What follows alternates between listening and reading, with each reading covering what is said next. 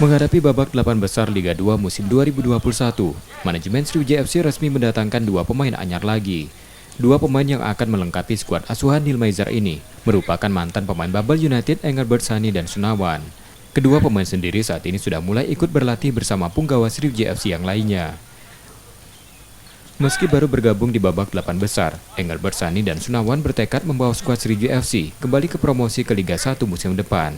Apalagi saat ini skuad Sriwijaya FC banyak dihuni oleh pemain hebat. Wah, sebenarnya kualitasnya bagus. Tinggal ya, mudah-mudahan saya lagi gabung sama teman-teman, mungkin bisa tambah lagi senjata baru lagi untuk bisa dapat hasil di pertandingan yang pertama lawan Persib.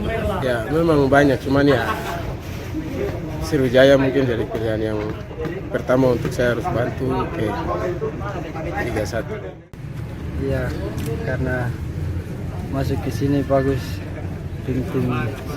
tim yang sudah besar bisa masuk ke sini, insya Allah bisa membawa ke kasta ya. Sebelumnya mantan kapten tim KS Tiga Naga, Gulam Fatkur Rahman, sudah bergabung lebih dulu bersama skuad Sriwijaya FC. Nur Muhammad, Kompas TV, Palembang, Sumatera Selatan.